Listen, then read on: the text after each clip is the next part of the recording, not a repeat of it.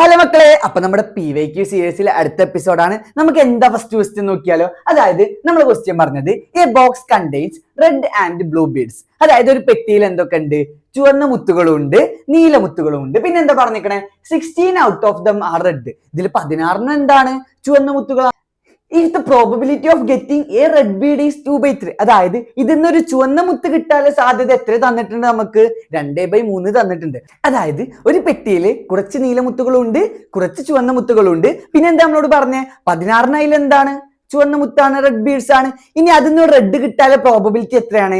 2/3 എന്നും പറഞ്ഞിട്ടുണ്ട്. അപ്പൊ മക്കളെ എന്താ ഈ ക്വസ്റ്റ്യൻ നോക്കിയാൽ നമ്മളോട് എന്താ ഈ ക്വസ്റ്റ്യൻ ചോദിച്ചത്? What is the total number of beads? അതായത് ഈ പെട്ടിയിൽ എത്ര മുത്തുകൾ ഉണ്ട് എന്ന് ചോദിച്ച് എന്ത് വെച്ചിട്ടാണ് നമ്മൾ കണ്ടുപിടിക്കുക? നമ്മളോട് എന്താ പറഞ്ഞ കാര്യം? ഒരു പെട്ടിയിൽ എന്തൊക്കെ ഉണ്ട്? 16 ചുവന്ന മുത്തുണ്ട്, കുറച്ച് നീലമുത്തുണ്ട്. എത്ര മുത്താന്ന് നമുക്ക് അറിയില്ല. പിന്നെ എന്താ നമ്മളെ കയ്യിലുള്ളത്? Probability of getting a red bead is 2/3. അതായത് ഒരു ചുവന്ന മുത്ത് കിട്ടാനുള്ള സാധ്യത എത്ര അറിയാം? നമുക്ക് 2/3 അറിയാം. അപ്പൊ ഈ രണ്ട് കാര്യങ്ങൾ മാത്രമേ ഉള്ളൂ നമ്മുടെ കയ്യിൽ. എന്നിട്ട് എന്ത് കണ്ടുപിടിക്കണം? നമ്മൾ ഇനി ടോട്ടൽ നമ്പർ ഓഫ് ബീഡ്സ്, ഈ പെട്ടിയിൽ എത്ര മുത്തുകൾ ഉണ്ട് എന്ന് നമ്മൾ കണ്ടുപിടിക്കണം. എന്ത് ചെയ്യാം മക്കളെ? എന്ത് വെച്ചിട്ട് നമ്മൾ ചെയ്യാം? അതായത് നമ്മൾ തന്ന കാര്യം ഒന്ന് എഴുതി വെക്കാം. നമുക്ക് തന്ന കാര്യമാണ്. ഇതില് 2/3 ആണ് റെഡ് കിട്ടാനുള്ള പ്രോബബിലിറ്റി. ഇതില് 16 റെഡ് ബീഡ്സും ഉണ്ട്. ഇനി ഇത് വെച്ചിട്ട് വേണം നമ്മൾ ടോട്ടൽ നമ്പർ ഓഫ് ബീഡ്സ് കണ്ടെത്താൻ. നമുക്ക് ഇത്രയുള്ള മക്കളെ ചെയ്യേണ്ടത്. നമുക്ക് ഇതിൽ 16 റെഡ് ബീഡ്സ് ആണ് തന്നിട്ടില്ലേ?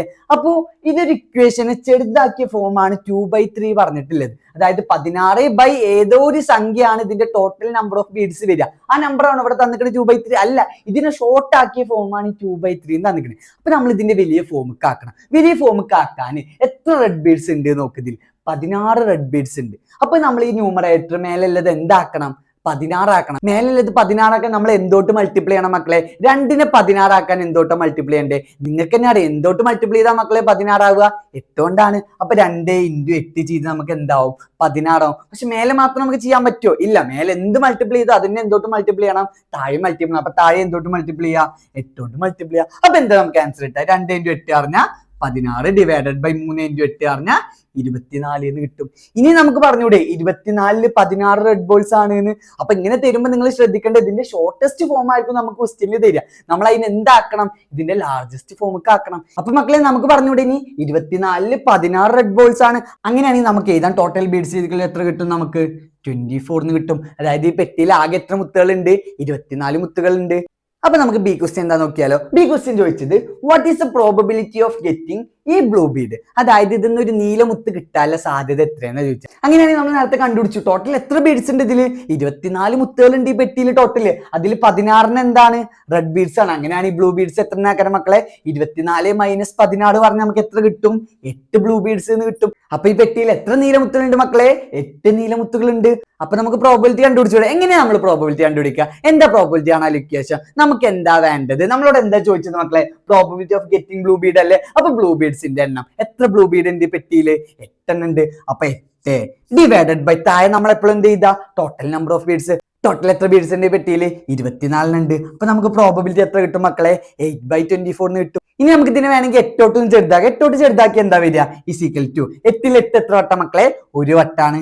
ഡിവൈഡഡ് ബൈ 24 8 എത്ര വട്ടം മക്കളെ? 3 വട്ടാണ്. അപ്പൊ ആൻസർ എത്ര കിട്ടും? നമുക്ക് 1/3 എന്ന് കിട്ടും. അപ്പൊ മക്കളെ നമുക്ക് ഇതിന്റെ ലാസ്റ്റ് ക്വസ്റ്റ്യൻ നോക്കിയാൽ എന്താ നമ്മളോട് ചോദിച്ചത്?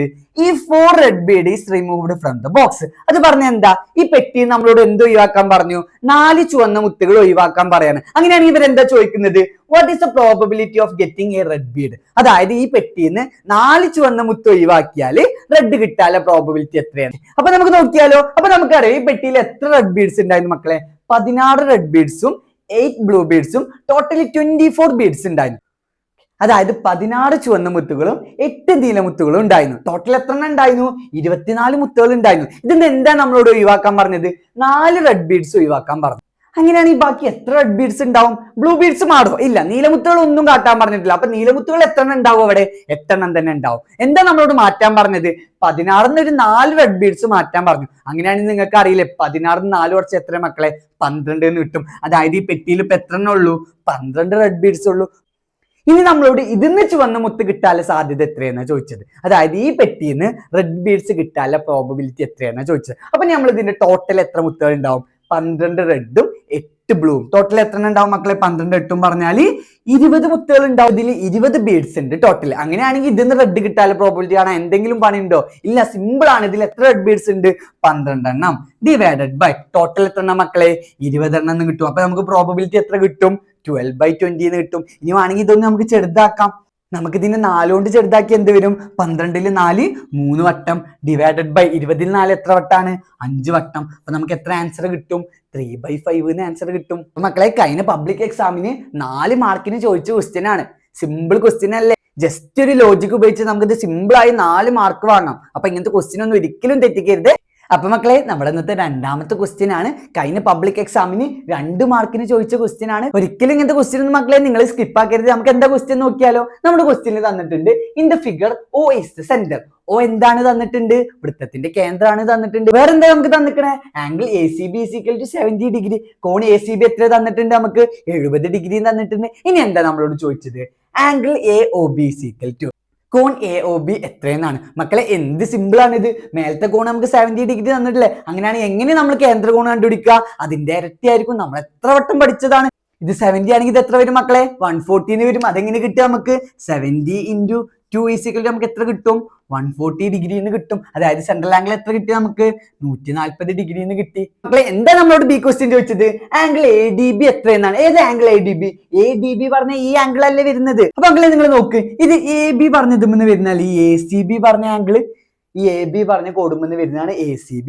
അതേപോലെ തന്നെ AB പറഞ്ഞതുമെന്ന് വരുന്നതല്ലേ ADB-യും. നമ്മൾ കൺസെപ്റ്റ് പഠിച്ചിട്ടുണ്ട്. ആംഗിളിന്റെ സെയിം സെഗ്മെന്റ് ആണ് ഈക്വൽ. ഒരേ സെഗ്മെന്റിൽ ഉണ്ടാക്കുന്ന ആംഗിൾ ഒക്കെ എന്താക്കാരം മക്കളെ? ഈക്വൽ ആക്കാരം. അപ്പൊ 70 ആണെങ്കിൽ ഈ ആംഗിൾ എത്ര എന്ന് വരും മക്കളെ? 70 ഡിഗ്രി എന്ന് വരും. ഈ ആംഗിൾ 70 ആണെങ്കിൽ ഇവിടെയും 70 വരും. ഇനി AB എന്ന് വേറെ ആംഗിൾ ഉണ്ടാക്കുകയാണ്. അപ്പൊ സപ്പോസ് ഇങ്ങനെ ഉണ്ടാക്കുകയാണ്. ഈ ആംഗിൾ എത്രയാക്കാരം മക്കളെ? 70 ഡിഗ്രി എന്നാക്കാരം. അതായത് മക്കളെ, ഒരു സെഗ്മെന്റിൽ ഉണ്ടാക്കുന്ന എല്ലാ ആംഗിൾസും ഈക്വൽ ആവുന്നതാണ് നമ്മൾ കൺസെപ്റ്റ് പഠിച്ചത്. നമുക്ക് ആംഗിൾ ADB എത്ര കിട്ടി മക്കളെ? 70 ഡിഗ്രി എന്ന് കിട്ടി. ഇങ്ങനെ ഈസി ആയി 2 മാർക്ക് സിമ്പിൾ ആയി കിട്ടുന്ന ക്വസ്റ്റ്യൻ ആണ്. അപ്പൊ ഇങ്ങനത്തെ ഒരു ക്വസ്റ്റ്യനും നിങ്ങൾ ഒരിക്കലും മിസ് ചെയ്യരുത്.